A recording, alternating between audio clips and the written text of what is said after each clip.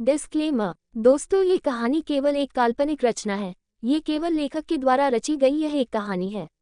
इसका वास्तविक जीवन से कोई भी संबंध नहीं है। कृपया आप कहानियों को केवल मनोरंजन की दृष्टि से ही सुने, और साथ ही अगर आप इस चैनल नॉवल स्टोरी 2.6 पर पहली बार आए हैं तो चैनल को सब्सक्राइब और वीडियो को भर भर लाइक करना ना भूलें। धन्यवाद। एपिसोड 1। चिता को लगी हुई आग एक दिन में शांत हो जाती है, लेकिन रिश्तों की लगी हुई आग शायद ही कभी शांत हो पाती है। ऐसी ही आग में जल रहे हैं इस कहानी के कुछ रिश्ते, जिनको चढ़ा प्यार का ऐसा रंग कि बन गए वो एक दूसरे के खून के प्यासे। यही कहानी है लहू मुंह लग गया। London, blue Swan hotel. ये लंदन का सबसे बड़ा और वर्ल्ड का सबसे फेमस होटल था। होता भी क्यों नहीं, इस होटल में अपने मेहमानों के लिए दुनिया की हर सुख सुविधा मौजूद थी। इसके एक रूम में एक लड़की की सिसकियां की आवाज आ रही थी। बेड पर दो बदन एक हो रहे थे। Calm down baby, it's so aggressive. लड़की ठंडी आहें भर रही थी। धीरे धीरे वह सिसकियां दर्द में बदल रही थी। वह लड़की थक चुकी थी, यह उसके खूबसूरत चेहरे से पता चल रहा था। वो इस वक्त जिसके आगोश में थी वो कोई मामूली इंसान नहीं लग रहा था। उसकी काली आंखें शरबती लाल थी, जिसमें डूबकर किसी भी लड़की को नशा हो जाता उसके प्यार का। परफेक्ट जियो लाइन वाले हैंडसम फेस का मालिक वो बेड पर आराम से लेटा हुआ था। उसे देखकर साफ पता चल रहा था कि वह 6 फुट 2 इंच का एक मस्कुलर 25 साल का नौजवान है। उसके आगोश में कैद वह लड़की उससे दूर होने की कोशिश कर रही थी, लेकिन लड़के ने उसे कमर से पकड़ रखा था, जिस कारण उसका छूटना मुश्किल हो रहा था। लड़की की सिसकियां दर्द भरी आहों में बदलती जा रही थी। वो उस आदमी से छूटने की कोशिश करते हुए बोली, baby leave me, it's hurting now. उस आदमी ने उसकी गर्दन को पकड़कर उसे अपने नीचे किया। उसकी इस हरकत से वह लड़की दर्द से कराह उठी। What are you doing? I say leave me, I have to go. वो लड़का उसके ऊपर आकर दांत नीचते हुए बोला, my name is Aryan Pratap Singh उर्फ Aarav Singh Rathore. If you want to go then you will have to go only after satisfying me, वरना आज यहाँ से तुम्हारी लाश ही बाहर जाएगी। उद्धरण चिन्ह। उसकी बात सुनकर लड़की की आंखों में आरव के लिए खौफ नजर आने लगा था। वो मन में बड़बड़ाते हुए बोली, I made a big mistake by coming here, this is not a human being, I am your girlfriend. उस लड़की ने अपनी हिम्मत जुटाकर आरव को खुद से अपना रिश्ता याद कराया। उसकी बात सुनकर आरव ने तिरछा मुस्कुराते हुए कहा, you are so hot doll, I you will satisfied me. If you did not do your work well today, I would be so kind to you, to leave you alive with the breakup. उद्धरण चिन्ह। अब उस लड़की की आंखों में बेबसी नजर आने लगी थी। उसका गला भी भर आया था। उसने अपने नाम आंखें आरव की शरबती आंखों में डालते हुए कहा, please I won't be able to do it. उद्धरण चिन्ह। अस्पताल में तो हमारे आगे पीछे घूम रही थी, हॉस्पिटल ही क्यों, कॉलेज से तुम मेरे पीछे पड़ी हुई थी और अब भाग रही हो, जब हम तुम्हारे इतने करीब हैं। और तुम्हें क्या लगता है हम तुम्हें ऐसे ही जाने देंगे? एक आखिरी कोशिश करो, अगर कामयाब नहीं हुई तो तुम हमारी जिंदगी से हमेशा के लिए दफा हो जाओगी। आरव ने गुस्से में ऐसा जवाब देते हुए कहा, तो उसकी बात सुनकर लड़की की आंखों से आंसू की धारा बह गई। अब आरव जबरदस्ती उसके करीब चला गया। अब उस कमरे में लड़की दर्द भरी चीखें सुनाई दे रही थी। लंदन का सबसे बड़ा हॉस्पिटल, जिसके बाहर एक बड़ी सी गाड़ी आकर रुकी। हॉस्पिटल के सिक्योरिटी गार्ड ने उसके पास आकर बैक सीट का दूर खोला तो उसमें से एक 40-50 का आदमी बाहर आया। 6 फीट का वो आदमी अभी भी चुस्त दुरुस्त था, जैसे कि कोई 27-28 साल का आदमी हो। लाइट ब्लू शर्ट के साथ उसने ब्लैक पैंट और ब्लेजर पहनी हुई थी। उसने अंदर की तरफ जाते हुए गार्ड से सवाल किया, where is doctor Aarav? Guard ने निराशता से जवाब देते हुए कहा, Samar sir, where it is not. I said, where is doctor Aarav? Samar ने पैंट की पॉकेट में हाथ डालकर घूरते हुए सख्ती से सवाल किया। गार्ड ने हिचकिचाते हुए जवाब दिया, he has gone to Blue Swan hotel with doctor Lisa. उसकी बात सुनकर समर ने गुस्से में मुट्ठी भींच ली और वो सीधा अपनी गाड़ी की तरफ बढ़ गया। गाड़ी में बैठते ही उसने ड्राइवर से कहा, ब्लू स्वॉन चलो। ड्राइवर ने उसी रास्ते की गाड़ी मोड़ दी जो कि ब्लू स्वॉन होटल को जाता था। होटल में आरव के आगोश में कैद वो लड़की चीखने लगी, leave me you monster. Aarav ने उसको खुद से दूर फेंकते हुए सर्द आवाज में कहा, you are not worthy of me getting satisfied by fucking you. वो लड़की खुद को संभालते हुए बोली, what? I am not capable of satisfying you. Right, because I am a normal girl and you are monster. उसकी बात सुनकर आरव हंसते हुए बोला, yes I am a monster and I love playing with girls bodies like a monster. क्या बिगाड़ा है हम लड़कियों ने तुम्हारा? क्या गलती की है हमने? वो लड़की रोते हुए चिल्ला उठी। आरव ने उसको बाजू से पकड़कर अपने खींचा और गुस्से में बोला, मेरे करीब आने की गलती, मेरी जिंदगी में आने की गलती। उद्धरण चिन्ह। Y do you hate girls? उस लड़की ने सवाल किया। क्यों करता है आरव लड़कियों के साथ बदसलूकी? जानने के लिए पढ़ते रहिए लहू मुंह लग गया, सिर्फ पॉकेट एफएम पर। एपिसोड 2। उस लड़की का सवाल सुनकर आरव को अजीब सी बेचैनी सी होने लगी।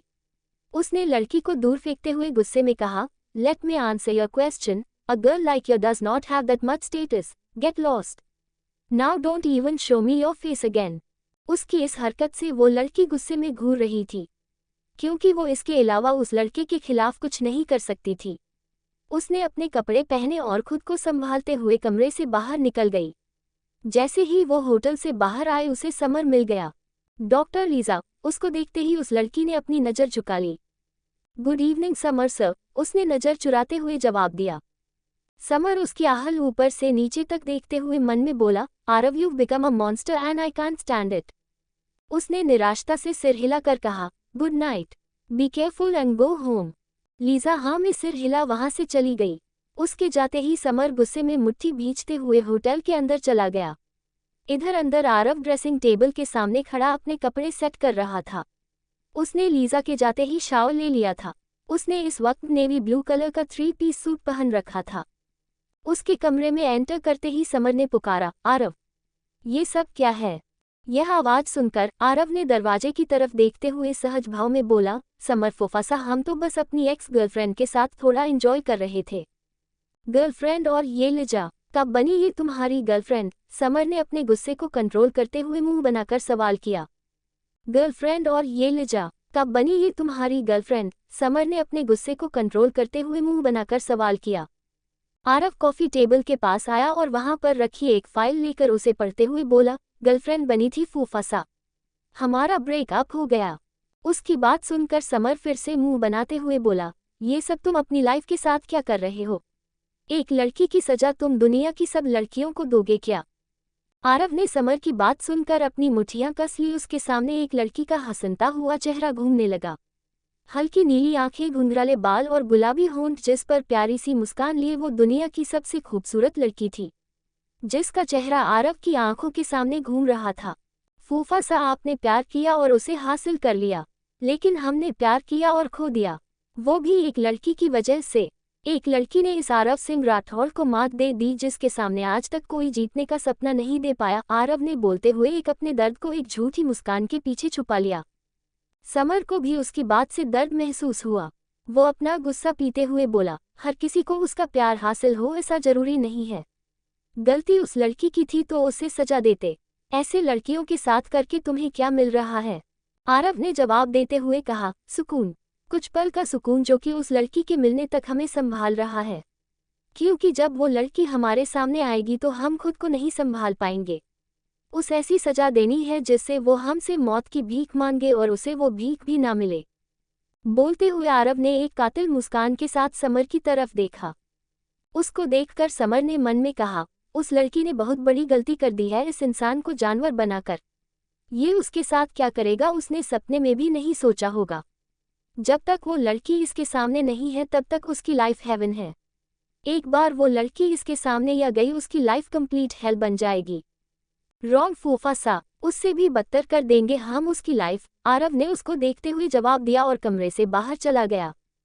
उसकी बात सुनकर समर चौंकते हुए उसके पीछे निकल गया। एक अनजान विला, जिसके लास्ट बेसमेंट में कुर्सी से बंधी एक लड़की, जिसकी आंखों पर काली पट्टी बंधी हुई थी और हाथ पैर चेयर के होल्ड से पूरी तरह कसकर बंधे हुए थे। उस लड़की ने हिलते डुलते काफी कोशिश की, लेकिन जैसे उसकी एक ना चली। उसने बोलने तक की हिम्मत की, मगर कोई फायदा नहीं हुआ, क्योंकि उसके मुंह पर बंधी पट्टी उसकी आवाज को बाहर तक निकलने नहीं दे रहे थे। अभी वो लड़की अपनी जद्दोजहद में लगी ही थी कि इतने में अचानक उसके कानों में किसी के भारी कदमों की आहट सुनाई दी। आहट सुन उसने जल्दी से चीखने की कोशिश तो घुटी घुटी सी आवाज चारों तरफ उठने लगी।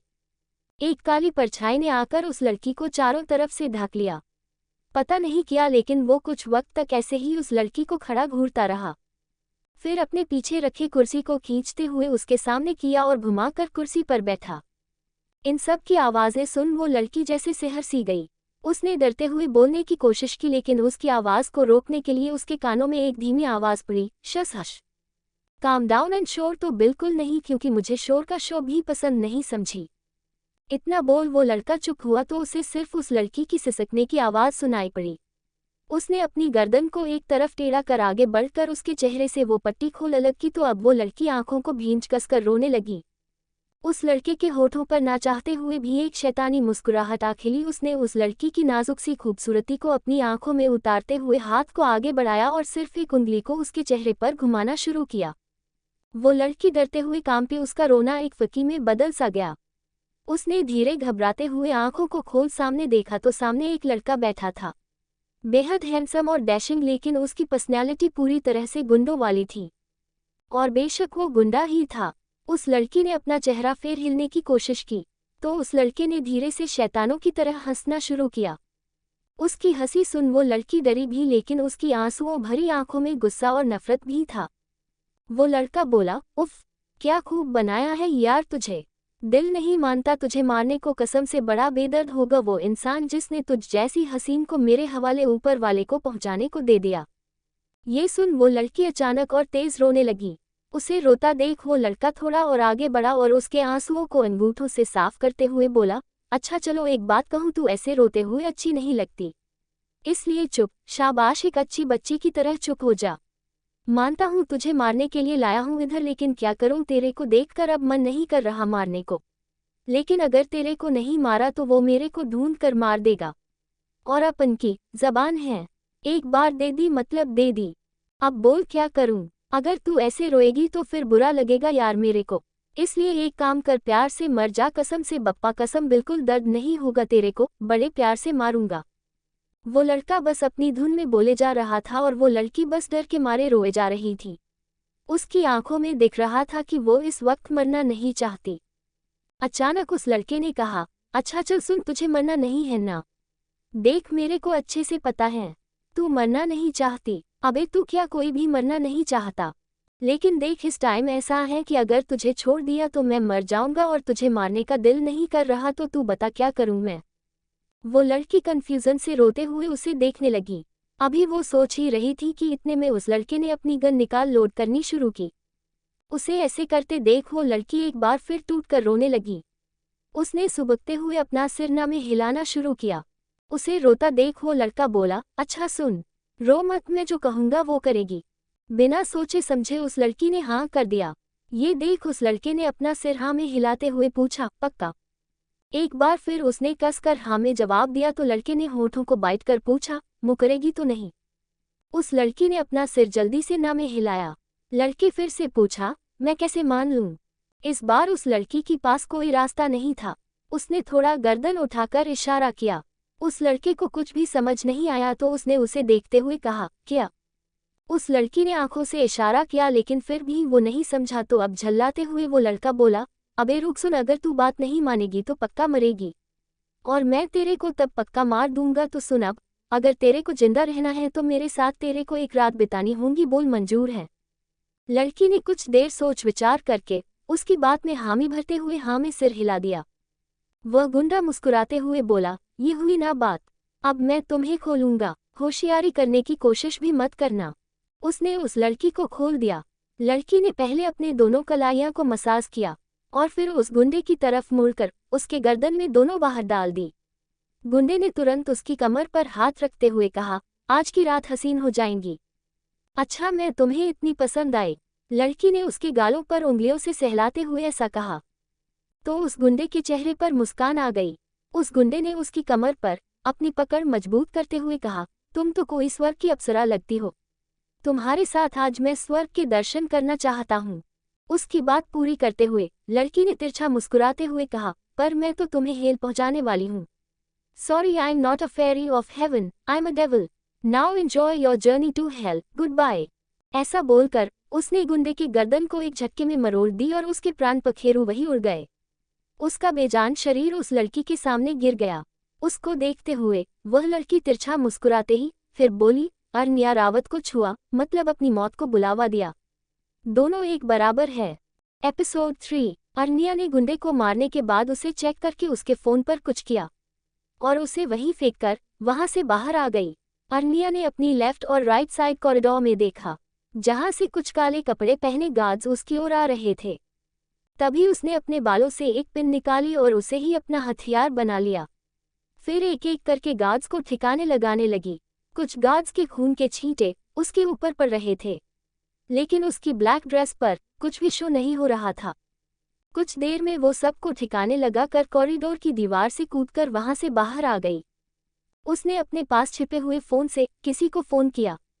सामने से कॉल रिसीव होते ही उसने गंभीर स्वर में कहा, मिशन इज कंप्लीट चीफ। सामने से एक आदमी की आवाज आई, गुड, अब अपने अगले मिशन के लिए तैयार हो जाओ। तुम्हारा नेक्स्ट मिशन इस जैसलमेर में है। तुम्हें एक ड्रग डील को रोकना है Arniya. I am ready for the chief. ऐसा बोलकर अरनिया वहां पर खड़ी एक गाड़ी लेकर निकल गई। लंदन होटल से निकलकर आरव समर के साथ गाड़ी में निकल गया। वो दोनों समर की गाड़ी में बैक सीट पर बैठे हुए थे। लंदन हेल्थ ऑर्गेनाइजेशन में तुम्हारे प्रमोशन की बात चल रही है और तुम जहां पर ये सब करके अपने नाम और कैरियर को बर्बाद करने पर तुले हुए हो। क्या इसीलिए तुम इतना पढ़ लिख रहे थे ताकि यकीन अपना ये हाल बना लो? आरव सिगरेट के गश ले रहा था और उसे ऐसा करते हुए देखकर समर उस पर बिगड़ रहा था। आरव का ध्यान उसकी बात की जगह अपने फोन पर था, जिस पर कोई उसे टेक्स्ट कर रहा था। उनकी तबीयत दिन ब दिन खराब हो रही है, हम उन्हें संभाल नहीं पा रहे। प्लीज आप यहाँ आकर उनसे मिल लीजिए। शायद उस बेजान जिस्म में सांसों की बढ़ोतरी हो जाए। उसको पढ़ने के बाद उसने समर की बात काटते हुए कहा, फूफा सा हम इंडिया जा रहे हैं। इंडिया? ऐसे अचानक? उसके मुंह से ऐसे अचानक से इंडिया जाने के बारे में सुनकर समर हैरानगी से उसे देखने लगा, क्योंकि आरव बहुत ही शांति से ये बात बोल रहा था। आरव ने उसकी तरफ देखते हुए कहा, वो कोमा है और इसलिए ज्यादा वक्त नहीं है। तो ठीक है, तुम चले जाओ, हम देवांश और तपन को तुम्हारे साथ भेजते हैं। समर ने उसकी बात मानते हुए कहा। आयरन ने उसकी बात नकारते हुए कहा, नहीं, उनकी जरूरत नहीं है। तपन और देवांश को आपकी हेल्प करनी है, हम अकेले चले जाएंगे। वो अभी बोल ही रहा था कि तभी उसके फोन पर एक टेक्स्ट आया, I want to meet you tonight. Who is she? Samar ने भी वो टेक्स्ट देख लिया और इसलिए फटाक से सवाल किया। आरव ने टेक्स्ट का रिप्लाई देते हुए समर से कहा, डेट फॉर ओनली टुनाइट फूफासा। Only tonight means one night stand. Why? Samar ने भोए सिकुड़ते हुए सवाल किया। आरव ने उसे जवाब में उस लड़की का टेक्स्ट और डिटेल्स अपने फोन में दिखाने लगा, जिसे देखकर समर ने आंखें बड़ी करते हुए बोला, why do you want to do this? Aarav ने तिरछा मुस्कुराते हुए कहा, the way chosen by Aarav Singh Rathore is never wrong. Now no one can save that girl from me. उसकी बात सुनकर समर ने मन में खुद से कहा, ये रास्ता गलत है, अब हम इसे कैसे समझाएं? हमें किसी और की हेल्प ही लेनी होगी जो इतने खतरनाक रास्ते में इसका साथ दे सके, और ऐसा एक ही शख्स है। उसे भी इसकी तरह खतरों से खेलने का शौक है। उसके चेहरे पर हल्की सुकूनियत झलक आई। Mauritius, East Africa, black bear, ये एक ऑटोमोबाइल कंपनी है जिसके ओनर हैं मिस्टर शिखर ठाकुर। इस वक्त 70 साल के मिस्टर शिखर अपने ऑफिस के केबिन में अपने सामने खड़े मैनेजर पर बिगड़ रहे थे। क्या तुम लोगों के पास इतना भी दिमाग नहीं है कि किसी एम्प्लॉय को हायर करने से पहले उसकी पूरी इन्फॉर्मेशन निकाल लो? उसके सामने खड़ा उसका मैनेजर सिर झुकाकर बोला, सॉरी बॉस, हमसे गलती हो गई। हमें नहीं पता था कि वह हमारे ब्लूप्रिंट लेकर भाग जाएगा। लेकिन आप चिंता मत कीजिए, हमने हमारे आदमियों को उसके पीछे भेजा है। वह उसको ढूंढकर ब्लूप्रिंट्स वापस ले आएंगे, इससे पहले कि वह हमारी राइवल कंपनी को बेचे। शिखर जी उस पर बिगड़ते हुए बोले, तुम्हारे सामने वह ब्लूप्रिंट लेकर भाग गया और तुम बोल रहे हो कि तुम्हारे आदमी उसको ढूंढ लेंगे। जो काम नहीं हो सकता उसके लिए विश्वास मत दिलाया करो। कितनी बार बोला है तुम्हें? अब हमारे पोते को फोन करो, वही है जो ये काम कर सकता है। It's very dangerous boss. वो आदमी जिस गाड़ी को लेकर निकला है, हम उसे कैच कर लेंगे। आप सबको उनके पीछे भेज के डेंजर में मत डालिए, मैनेजर ने थोड़ा परेशान होते हुए कहा। शिखर जी ने तिरछा मुस्कुराते हुए कहा, उसकी he likes to do dangerous things because of he is daredevil. He can do it. उनकी बात मानकर मैनेजर ने अपने फोन से फोन किया।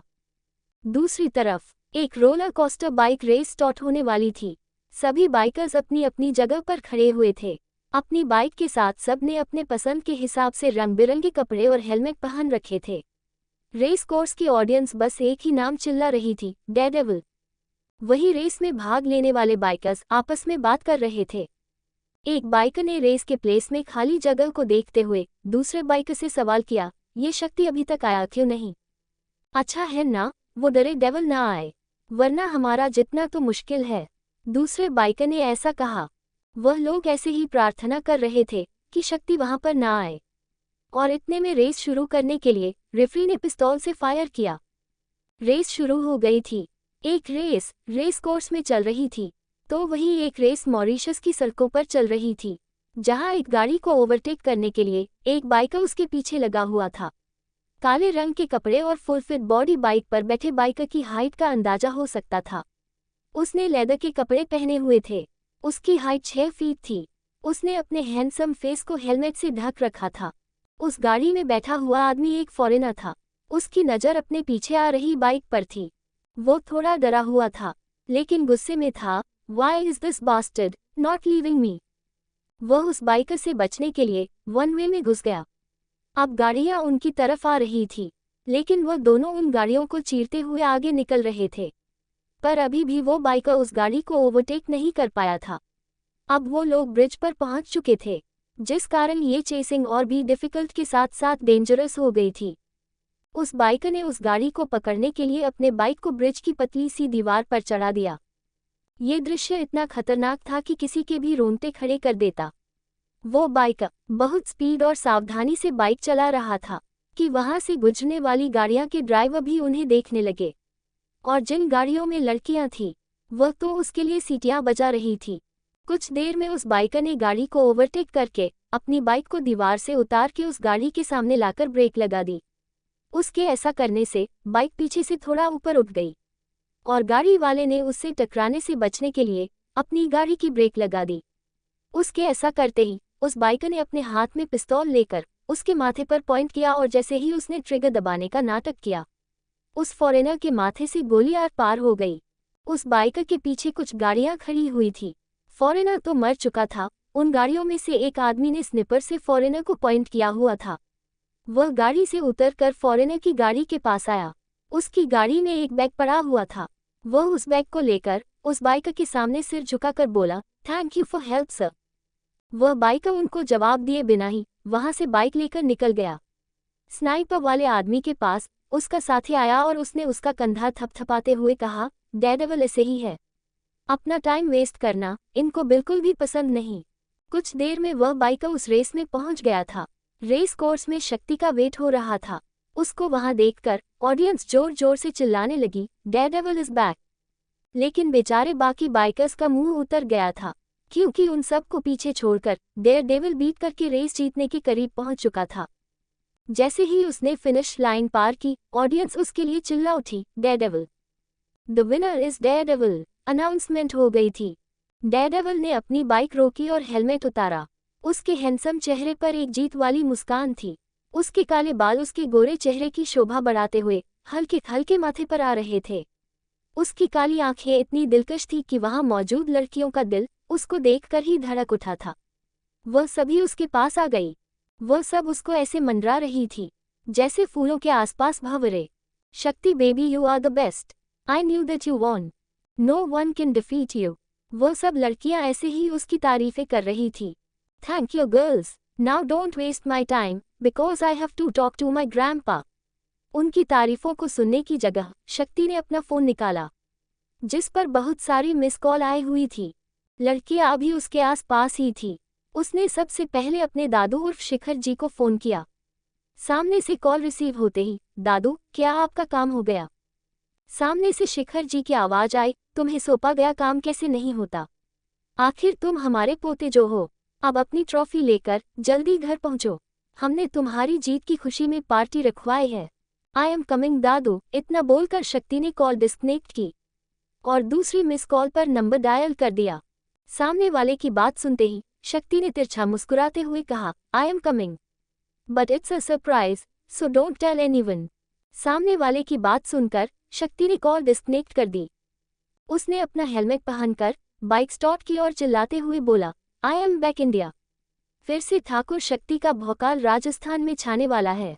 लंदन, रात का वक्त, मेलिनो होटल। इस होटल के एक कमरे में बेड के आसपास कपड़े फैले हुए थे। एक लड़की बिना कपड़ों के बेड पर बैठी रो रही थी। उसके सामने खड़े आरव ने उसके साथ जानवरों जैसा बिहेव किया था। आरव ने बाथरोब पहने उसके पास वाले टेबल से ड्रिंक की बोतल से ड्रिंक गिलास में डाल रहा था। वो लड़की रोते हुए गुस्से से बोली, you are not a human, you are monster. इतनी भोली शक्ल लेकिन अंदर से हो एक राक्षस हो। आरव ने ड्रिंक का सीप लेते हुए कहा, yes I am monster, because of I like to play with girls like a monster. ये भोली शक्ल तुम जैसी लड़कियों को अपने जाल में फंसाने के लिए है। उसकी बात सुनकर वो लड़की रोते हुए सुबकने लगी। आरव उसके पास आया और अपना एक पैर उसके पास बेड पर रखते हुए बोला, यू नो हॉट बेब, तुम्हें हमें फ्रेंड रिक्वेस्ट भेजने से पहले सोच लेना चाहिए था। Will you be able to bear it when I fuck you? I want to fuck you more. पर तुमने पहले राउंड में ही रोना शुरू कर दिया। वो लड़की आंखों में डर लिए आरव को देखने लगी। आरव ने उसका जबड़ा पकड़ते हुए कहा, तुम्हारी जैसी लड़कियों के साथ हमारी इंसानियत जाग भी नहीं सकती। अब चुपचाप बताओ कि तुम्हारा बॉस इंडिया में कहाँ पर ड्रग डील करना चाहता है। वो लड़की रोते हुए बोली, मैं तुम्हें बताऊंगी तो बॉस मुझे मार डालेंगे। उसकी बात काटते हुए आरव ने कहा, और अगर तुम नहीं बताओगी तो क्या हम तुम्हें जिंदा छोड़ देंगे? तुम्हारी लाश भी रूम से बाहर नहीं जाएगी। तुम्हारा मरना तो पक्का है, कम से कम हमारे काम आकर तो मरो। उसकी धमकी से उस लड़की ने डरते हुए जवाब दिया, इंडिया के राजस्थान में जैसलमेर एरिया, वहां पर मेरे बॉस डील करने वाले हैं। आरव ने उस लड़की को बेड पर फेंकते हुए गुस्से में कहा, अपने कपड़े पहनो और निकलो यहाँ से, ब्लडी बिच। उसकी बात सुनकर लड़की डरते हुए अपने कपड़े पहनकर वहां से निकल गई। उसके जाते ही आरव ने किसी को फोन किया। सामने से कॉल रिसीव होते ही वह एक सांस में बोला, अभय काकोसा, हम जैसलमेर आ रहे हैं। एपिसोड 4, सच में बेटा तुम यहाँ पर आ रहे हो? सामने से अभय की आवाज आई। आरव ने सीरियस होकर कहा, हाँ, हम कुछ दिन यहीं रुकेंगे। कुछ दिन मतलब तुम नागौर जाओगे? अभय ने उत्सुकता से उसे सवाल किया। जवाब में आरव ने एक गहरी सांस लेते हुए कहा, हमारा नागौर से कोई नाता नहीं है काकोसा। इतना बोलकर आरव ने कॉल डिस्कनेक्ट कर दी। जैसलमेर, राजस्थान। प्रताप महल। इंडिया की इस गोल्डन सिटी के प्रताप महल की जितनी तारीफें की जाए उतनी ही कम थी। इस 4 मंजिला महल की तीसरी मंजिल पर यहाँ के राजा साहब अभय प्रताप सिंह का कमरा था। इस वक्त वह अपने कमरे की बालकनी में खड़े होकर फोन पर किसी का नंबर डायल कर रहे थे कि इतने में उनके पीछे से एक औरत की आवाज आए, अभय तुम अभी तक यहीं पर हो बेटा, तुम्हें ऑफिस नहीं जाना? अभय ने पीछे मुड़कर अपने सामने खड़ी 65 साल की औरत को देखते हुए कहा, माँ सा, हम ऑफिस ही जा रहे थे कि हमें आरव का फोन आ गया। यह अभय की माँ और जैसलमेर की राजमाता मेघना प्रताप सिंह थी। उन्होंने इस वक्त हल्की नीले रंग की बनारसी साड़ी में पहनी हुई थी। अभय के मुंह से आरव का नाम सुनकर मेघा ने मुस्कुराते हुए कहा, क्या सच में आरव आ रहा है? हाँ माँ सा, अब आप जाकर उसके आने की तैयारी करवाए। इस रियासत के सबसे बड़े कुंवर सा आ रहे हैं, उसके स्वागत में कोई कमी नहीं आनी चाहिए, अभय ने मुस्कुराते हुए कहा। मेघा जी ने सामने से उसे विश्वास दिलवाते हुए कहा, चिंता मत करो बेटा, वो हमारा पोता है, उसके स्वागत में हम जरा सी भी कमी नहीं आने देंगे। इतना बोलकर वो कमरे से बाहर चली गई। उसको जाते हुए देखकर अभय ने कमरे की दीवार की तरफ देखा जहां पर एक शादीशुदा जोड़े की पिक्चर लगी हुई थी। दोनों को देखकर लग रहा था कि वो किसी शाही परिवार के लोग हैं। उसको देखकर अभय ने मुस्कुराते हुए कहा, इस रियासत के असली वारिस आपके बेटे वापस आ रहे हैं राघव भाई साहब, इसलिए हमें आशीर्वाद दीजिए कि हम उनको यहाँ पर आपकी कमी ना खलने दें। दूसरी तरफ महल के हॉल में मेघा जी का बड़ा बेटा तेज प्रताप और उसकी पत्नी रिद्धि बैठे चाय पी रहे थे। तभी मेघा जी सीढ़ियों से नीचे उतर कर आई। उनके चेहरे पर एक अलग सी ही चमक नजर आ रही थी। उसने आते ही रिद्धि से कहा, तुम सब शांत क्यों बैठे हो? जल्दी जल्दी तैयारियां करो, हमारा पोता आ रहा है, उसके स्वागत में कोई भी कमी नहीं रहनी चाहिए, हमारे पास वक्त बहुत कम है। क्या? वहां बैठे तेज प्रताप ने उन्हें देखते हुए सवाल किया। रिद्धि तुरंत ही उठकर खड़ी हो गई। वो उनकी बातें सुनकर काफी खुश नजर आ रही थी। उसने मुस्कुराते हुए सवाल किया, आप सच कह रही है माँ सा, क्या सच में आरव आ रहा है? हाँ बिंदली सा, हमारा पोता आ रहा है। अब तुम उसके स्वागत की तैयारी करो। मेघा ने बड़ी सी मुस्कान के साथ जवाब दिया। उसने खुश होकर आगे कहा, हम तो आज बहुत बहुत बहुत खुश है, हमारा पोता आ रहा है। जी मौसा, आप अकेली ही नहीं, हम भी बहुत ज्यादा खुश हैं। उसको सिर्फ मोबाइल फोन के जरिए देखा है, अब उसे सामने से देखेंगे। पर अभी हम सारी तैयारियों को देखते हैं। आखिर वो हमारे राघव भाई सा का बेटा है, उसका स्वागत तो पूरे सम्मान से होना। रिद्धि तुरंत ही वहां से नौकरों को सारी तैयारियों के बारे में बताने चली गई।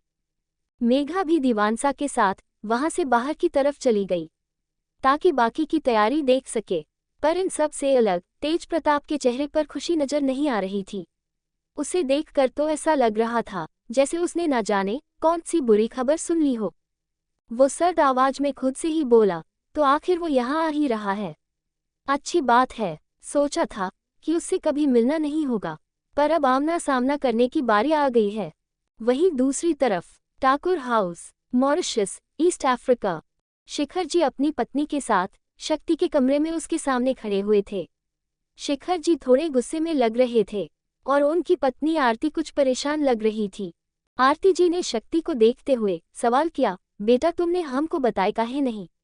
एक बार बताना तो चाहिए था, हमको टाइम नहीं मिला, अचानक जाना पड़ रहा है। सॉरी दादी, शक्ति ने आरती से माफी मांगते हुए कहा।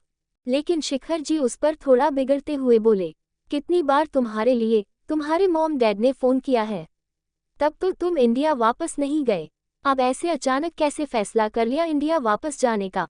तुम तो बोल रहे थे कि तुम्हारा वहां पर मन नहीं लगता। मन तो अभी भी नहीं कर रहा, लेकिन वह क्या है ना, गनगौरा रहा है। और हमने सुना है कि जैसलमेर में सबसे खूबसूरत तरीके से गणगौर मनाया जाता है। So that's why I want to go there, Shakti ने मुस्कुराते हुए जवाब दिया। उसकी मुस्कुराहट में एक शैतानी छुपी हुई थी। यह उसके चेहरे को देखकर शिखर जी भी समझ गए थे। उन्होंने शक्ति का गाल खींचते हुए कहा, तुम क्या हमें बेवकूफ़ समझते हो? बचपन से तुम्हें जानते हैं, तुम जरूर कोई ना कोई प्लानिंग करने वहां जा रहे हो। ठीक है, तुम्हें जाना है तो तुम जा सकते हो, लेकिन एक बात का ध्यान रखना, तुम्हारे वहां पहुंचने तक तुम्हारी मॉम डैड को नहीं पता चलना चाहिए। Okay okay Dadu, you don't worry, I will manage. शक्ति ने बड़े प्यार से शिखर जी को हक करते हुए ऐसा कहा। तो सामने से शिखर जी ने उसकी पीठ सहलाते हुए कहा, ठीक है, अब अपनी पैकिंग कर लो, तुम्हारी फ्लाइट है, वहां पर अपना ध्यान रखना। वह दोनों उसे ऐसा बोलकर वहां से चले गए। उनके जाने के बाद शक्ति इविल स्माइल करते हुए खुद से ही बोला, राजस्थान वालों को रखना होगा ख्याल, क्योंकि डेयर डेविल जो आ रहा है। International airport Jaipur. 12 घंटे बाद आरव का प्राइवेट प्लेन लैंड हुआ और वो अपने बॉडीगार्ड्स के साथ प्लेन से बाहर आया। एयरपोर्ट पर विप सेक्शन में उसकी चेकिंग चल रही थी। दूसरी तरफ जनरल एरिया में चेकिंग काउंटर पर एक लड़की अपना पासपोर्ट और टिकट चेक करवा रही थी। काउंटर पर मौजूद स्टाफ मेंबर ने उस लड़की से सवाल किया, what is your good name? Arniya Rawat, Arniya ने जवाब दिया। इसकी दूसरी साइड पर्दे के पार आरव की चेकिंग हो रही थी। उसने आवाज सुनकर आंखें बड़ी करते हुए खुद से ही कहा, अरनिया रावत, वो यहाँ है, अब वो ब्लडी बिच हमसे नहीं बच पाएगी। आरव सिंह राठौड़ का सामना करने के लिए तैयार हो जाओ अरनिया रावत। तो दोस्तों आगे क्या होगा यह जानने के लिए इस स्टोरी को सुनते रहिए सिर्फ और सिर्फ novel_story_2.6 चैनल पर। और अगर कहानी आप सभी को पसंद आए तो वीडियो को लाइक, कमेंट और शेयर जरूर करें। धन्यवाद।